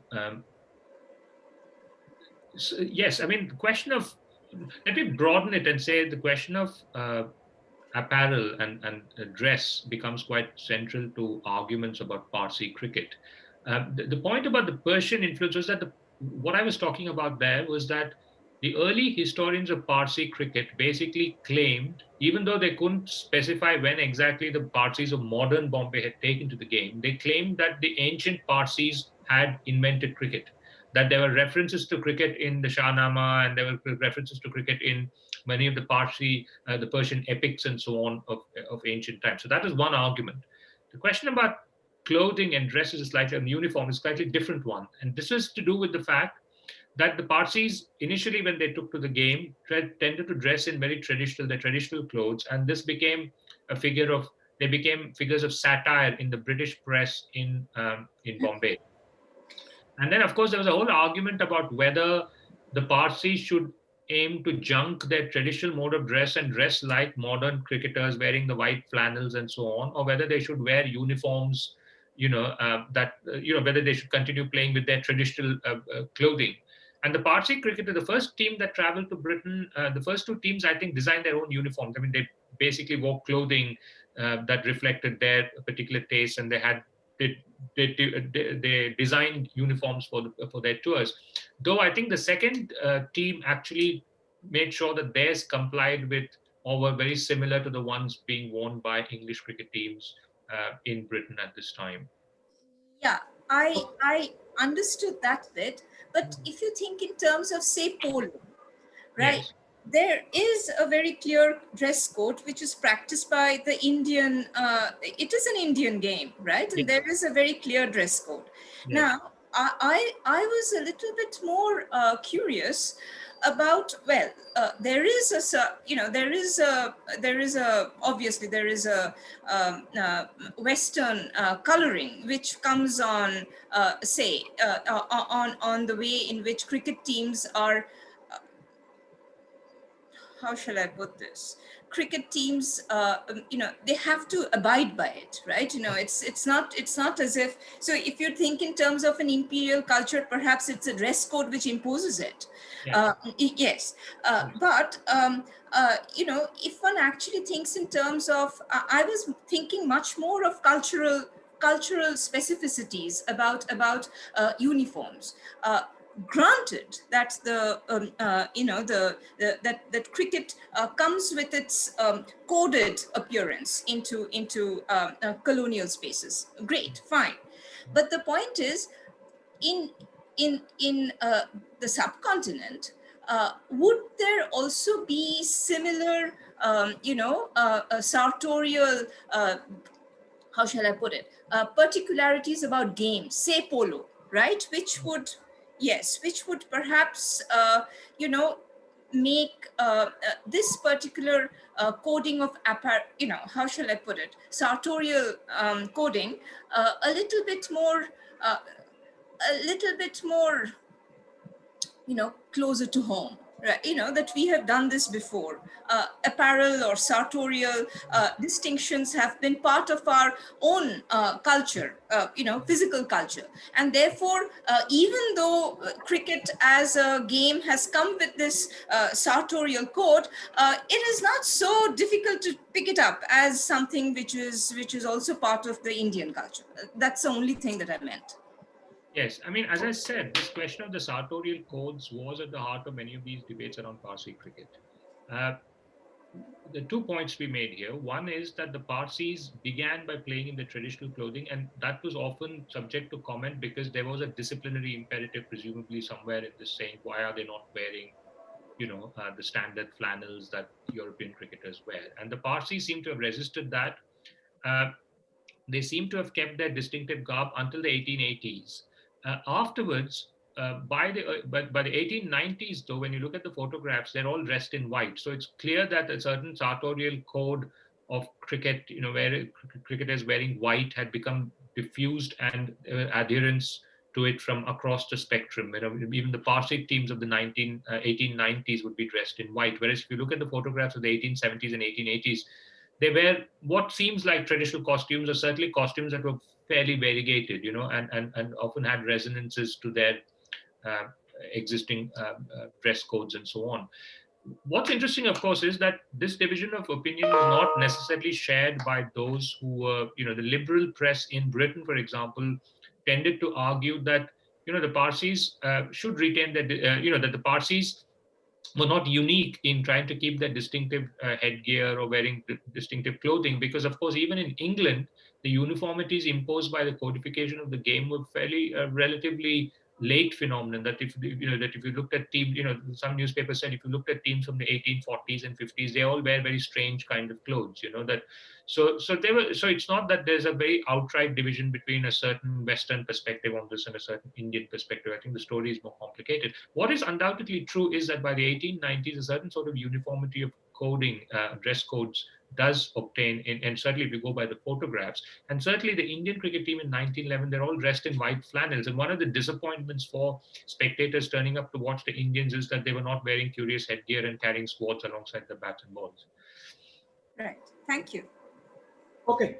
So, is there anyone? Can I ask a question? Yeah, please. My name is Prabhakar Kaza. Know Prashant, of course, very well. He was a speaker when we had Indian women's cricket fans in the British Parliament. Good talk, Prashant, again, as usual. The only thing that I wanted to say was when I heard Shashi Tharoor the other day about cricket, he said that this Hindu, Parsi, Muslim and all that was actually a division created by the British. It's not actually something that came up from below. One. Two, Yeah. Second point that I got to make is listening to that lady about dress. Women's cricket used to have a house full, pavilion full. Whenever the British English players came to play in India, women, in the 70s, when I asked one of the cricket captains of those days, women's cricket captain of those days, she said, very simple, the British girls wore skirts. So all the Indian men used to come and the whole stadium used to be full because of that. The third point that I want to make is about religion. We think religion, or for that matter, nationality, national fervor and spirit.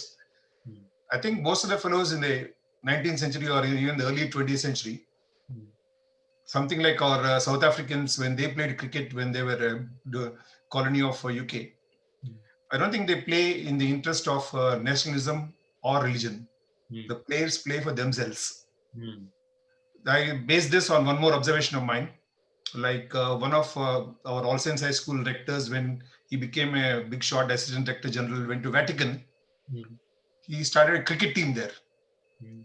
And the Vatican cricket team plays with the Church of England cricket team. So I asked him, why don't you go public and start playing test matches? His argument was, who will play with us? And just to buttress my point about why these cricket players play for themselves, there's one Indian women's cricket player who played for the first test at the age of 15. A remarkable achievement. So when I spoke to her once, I asked her, what were your feelings that you were at the age of 15 going to play a test match? She said, my feelings, I come from a low middle class family. When I went there, they gave me a good breakfast. My only thought was, oh my God, the breakfast is so good. How good the lunch will be. Yeah. So some observations, your Yeah. comments, please. Thanks. I'll Uh, only uh, I'll only Prashant, comment on the yes. first one. Shashi Tharoor, I think, is not correct in this instance. Certainly, he's often wrong actually, but he certainly. I mean, I think the British were powerful, but not that powerful. I mean, it's true that there's a certain colonial sociology which defines India in terms of communities and so on. But Indians did define. I mean, these communities were not simply passively waiting to be defined by the British too. So I don't think it's entirely the case that all this was, that was simply a creation of the British. Um, I wanted to just respond to one comment here, which says that Prashant, respond, quickly. We have to yeah, I close. just wanted to respond to one which says I've got Ratan Tata confused with somebody born in 37. Actually, that within the Tata family, the people were given the same names in different generations. So Dorab and Ratan Tata were the two sons of J.N. Tata. So, I don't think I made a mistake there. Okay. Uh, is there some more? There is one question on manifestation of corporality that under the. Sorry. I didn't fully understand that question. Maybe he can specify what exactly he means. Chitran, are you there? Would you like to elaborate Yes, that sir. question? Yes, sir. I'm here, sir. Okay. Okay, sir. Basically, I wanted to ask about the bodily expressions. That is, was there a sort of? I just wanted a clarity on, the idea of how far the idea of body is significant when it comes to the relations between the cricketers, right? In terms of caste and all. So between the cricketers while they were touring England, Yeah, I think that was actually the bit that I found really hard to get evidence on because, you see, one of the problems for me was that I had to reconstruct everything from the newspaper reports. There was one, I mean, Edward Sewell, of course, was very closely connected with the Indian cricket team. He was, he was a good friend of many of the players and so on. He wrote letters sort of for the Indian press, but often based on knowledge of what they were up to both on the field and off the field and so on. And he met the Indian cricketers on a regular basis. But other than that, to get an insight into what was going on in the dressing room, very hard. Or even, for example, how did they manage their food requirements? right. As far as I know, the manager of the team used to arrange for reservations for them to eat at various restaurants, I think, because this is when the restaurants were beginning to emerge, certainly in London. But the hotels would have provided food, I think. So what's not clear is, I mean, I'm fairly certain that the Brahmin players, for example, didn't sit with the Dalit players, and that they would have maintained. And the Parsis and the Hindus, for example, didn't. Because the Hindu players were mostly the Brahmin players in the team were obviously vegetarians, and their dietary requirements were different from the Parsi cricketers who all ate meat and so on. So it's one can only conjecture how that was handled. My sense is that that there were probably the divisions that they carried from India would have persisted. Certainly, the Hindus and the Parsis in the team didn't get on with each other, and the hierarchies would have been reproduced even in this setting. So the tour didn't really result in people dissolving all their boundaries and becoming one team, as it were. And that was something that was commented on even later on by observers, that that this was a team driven by dissensions and so on. But of course, the whole question of bodily comportment has another dimension to it, which is how the bodies of the players were described by the press. Now, what's interesting is that with somebody like Ranji, a great deal of attention was paid to Ranji's body, because the British press was so captivated by him. This idea of this Indian coming and discovering new strokes and playing in this manner that was completely unlike anything they'd seen before. they tried to explain him in terms of, the fact that he has some kind of Eastern magic, this, the wristiness and so on. So you had also, and Ranji is basically when you get this discourse of the emergence of this idea of the wristy Indian batsman and so on, Um, and so, but with the cricketers who of this team, there was a great deal of disappointment because none of them were seen to possess the magic that Ranji did, and they were constantly being compared to Ranji and found wanting. Um, the one player whose skills were definitely sort of complimented and admired and acclaimed was Balu, because he was, slow left arm bowling is it requires a great deal of skill and guile and patience and discipline and so on. And the press reports of his bowling were often very, very laudatory. So he was the only one, who's where the corporeal element was very clearly part of his success. There were, of course, comments about the extent to which, this team was, in terms of its attributes of fielding, for example, which is often seen as a sign of athletic fitness and so on. I mean, the comments tended to be a mixed bag.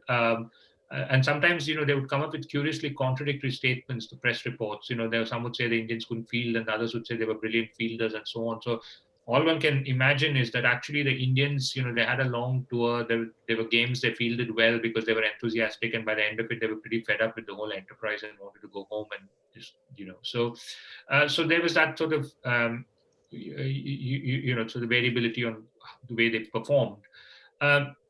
But one thing I didn't find is any explicitly racist images associated with these Indian bodies, of the kinds that you got with the Parsi cricketers of the 1880s. I mean, there were very racist depiction of the Parsi cricketers in the when they toured in the 1880s. That's not the case. And that was also the case with the black West Indian cricketers who came over in 1900 and 1906. That was certainly not the case with the Indian cricket team in 1911. And I think that is quite interesting. Why they were not, there was no attempts at describing them in a racially derogatory fashion. They were assessed in very fairly standard cricketing terms in terms of how well they batted, bowled, and field. But there were no attempts to extrapolate from that any racial characteristics or racial qualities that predispose them to play in one way or the other. Okay, thank you so much. Okay, Prashant. There is a question. Yeah, Aditi, question.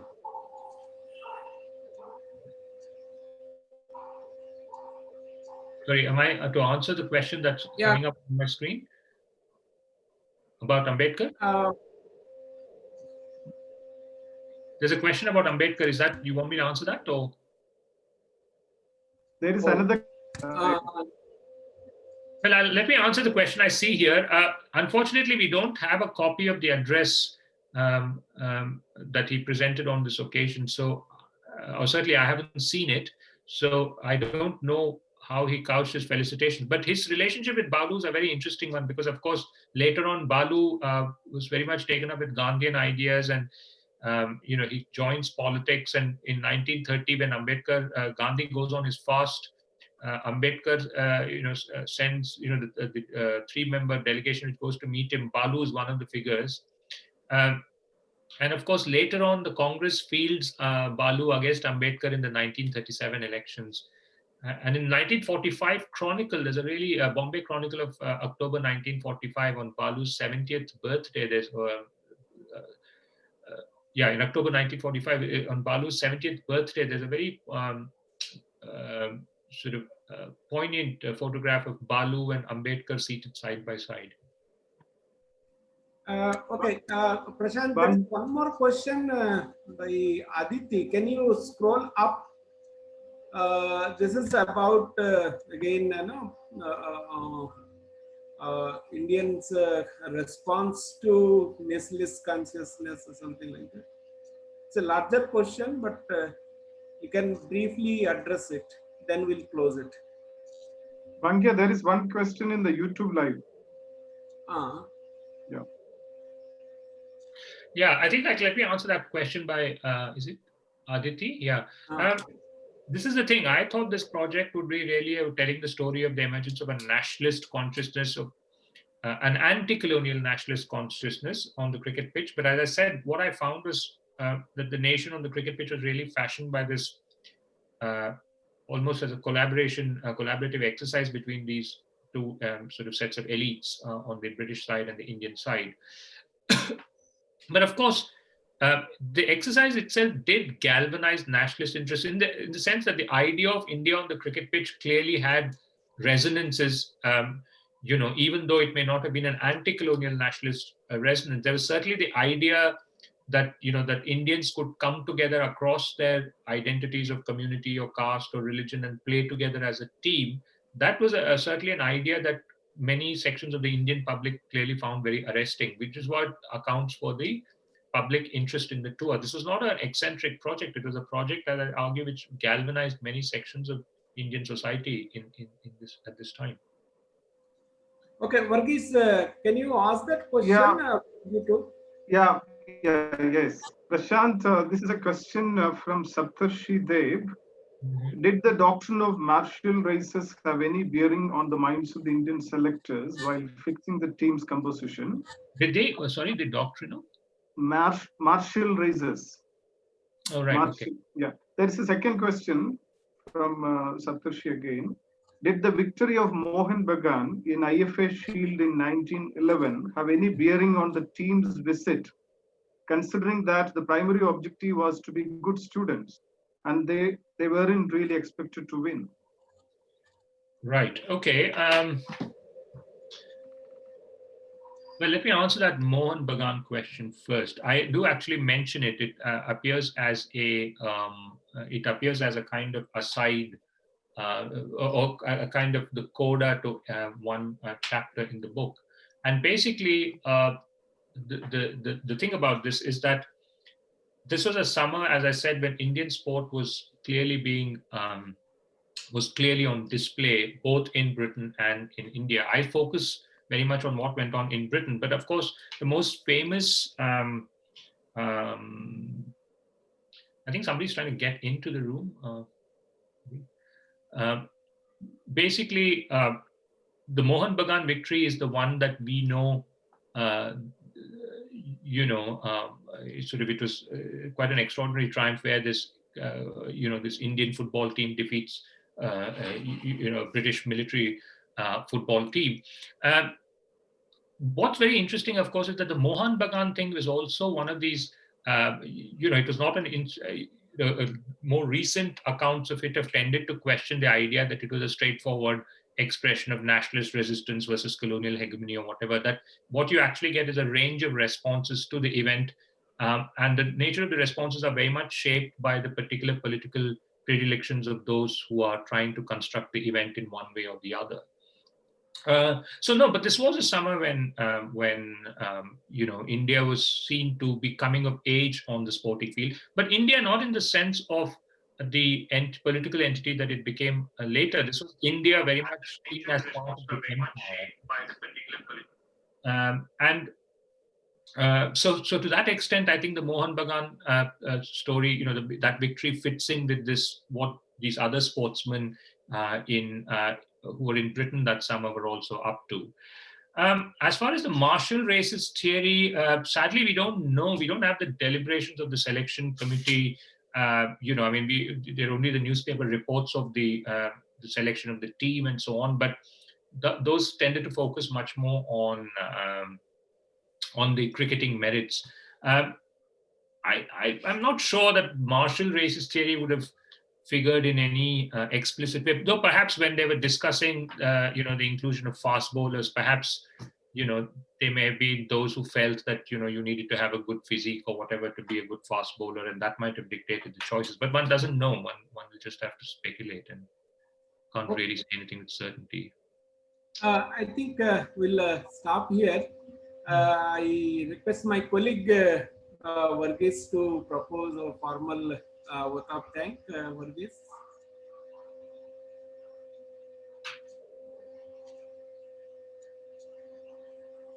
Unmute yourself, Varghese.